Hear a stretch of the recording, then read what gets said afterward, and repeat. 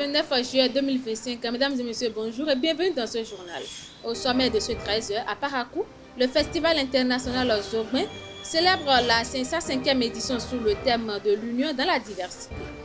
Tension diplomatique entre le Burkina Faso et la Côte d'Ivoire après la mort controversée de l'influenceur Alino Faso en détention.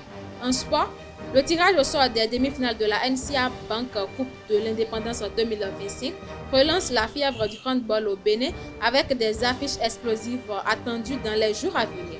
Les détails dans un instant.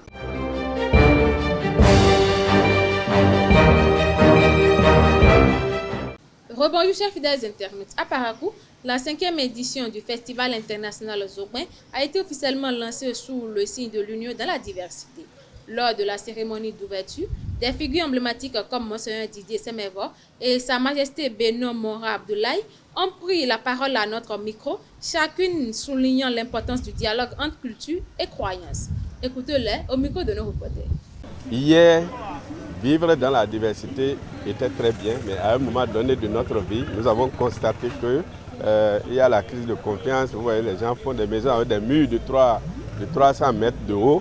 Tout ça, c'est pour empêcher l'autre de voir ce qui se passe chez lui. On ne peut pas vouloir savoir ce qui se passe chez l'autre. Mais hier, quand on dit hier, ça veut dire avant. On était encore à un âge certain. On a constaté que les domiciles de nos parents n'avaient pas de clôture. Ça, c'est l'acceptation de l'autre. L'autre peut traverser, l'autre peut avoir faim, il s'assoit et mange. Mais aujourd'hui, vous imaginez, avec ce qui se passe, on ne peut pas vouloir boire avec quelqu'un qu'on ne connaît pas. On ne peut pas vouloir manger avec une personne qu'on ne connaît pas. Tout ça, c'est des problèmes. Et ça fait partie des grands constats que nous avons eus pour engager ce panel sur l'union dans la diversité. Ce thème est tout aussi intéressant que le vivre ensemble, parce que aujourd'hui, plus que jamais, on a besoin des personnes motivées par l'amour du prochain.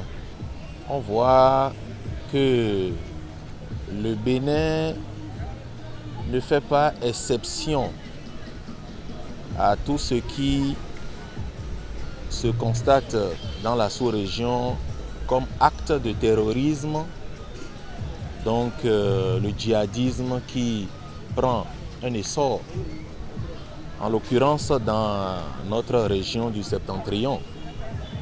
Donc, organiser la 5e édition de ce festival ici à Parakou est un signal très fort. Ça promeut la tolérance, comme je viens de le dire. Ça ouvre la voie à l'inspiration divine. Imaginez, depuis 2 jours, depuis hier ou avant-hier, lorsque vous venez ici à la place Tabera, vous constatez les Hausa, les Zerma, les Dendi, les Bariba, les Nago, les Fon, les Mina, les Beda, les Weda. Tout le monde était ici hier. J'ai fait le point, j'ai eu au moins 18 ou une vingtaine d'ethnies sur la place Tabera hier entre 19h et 22h48. Ça veut dire que quelque part, nous avons accepté de vivre ensemble. Mais qu'est-ce qu'il reste à faire? C'est comment est-ce que nous allons mettre en évidence les apprentissages culturels, l'héritage culturel au service de la vie ensemble dans la diversité. Le Béninois d'abord a l'esprit d'ouverture. Maintenant, ce n'est pas pour cela qu'il faut rester sur ses lauriers et dire que bon, le travail est fait. Donc si moi j'ai un conseil à donner aux jeunes et à toutes les personnes qui participent, que ce soit de près ou de loin, ou qui voient ce message, c'est de les inviter à accepter donc, le message qui est la source de notre rencontre. Ce message, c'est la paix. Ce message, c'est l'amour. Ce message, c'est l'acceptation de l'autre malgré nos divergences.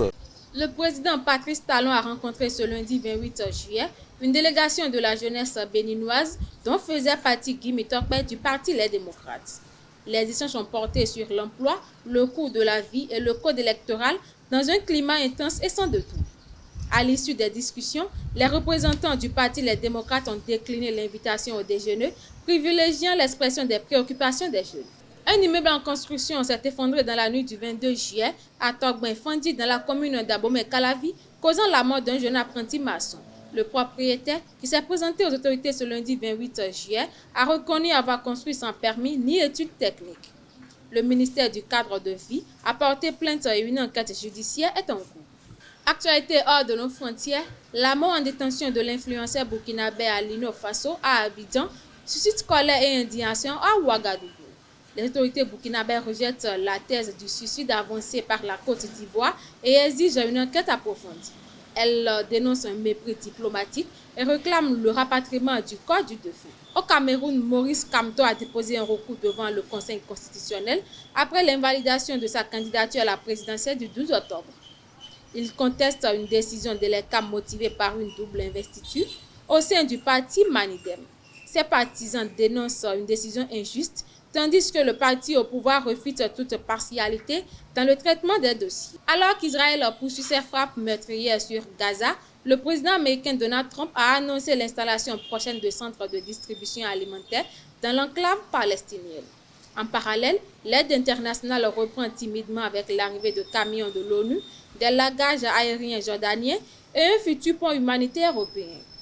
Mais la situation reste dramatique, c'est quand 4 morts ont été recensés lundi et l'ONU alerte sur une famine aggravée par le blocus israélien.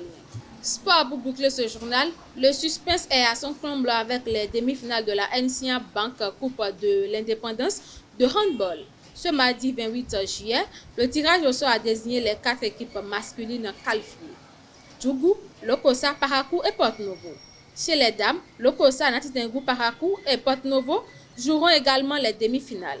La compétition, qui célèbre la fête nationale, promet des affrontements passionnants dans les prochains jours. Maxime Grousset a remporté l'or sur 50 mètres papillon aux mondiaux de natation à Singapour en établissant un nouveau record de France avec un chrono de 22 secondes 48. Le nageur tricolore a devancé le Suisse Noé Ponti et l'Italien Thomas Secon, confirmant son statut de leader de l'équipe de France. Il vise désormais d'autres médailles sur 100 mètres nage libre, 100 mètres papillon et 50 mètres nage libre. C'est tout pour ce journal. Merci de nous avoir suivis. À très bientôt.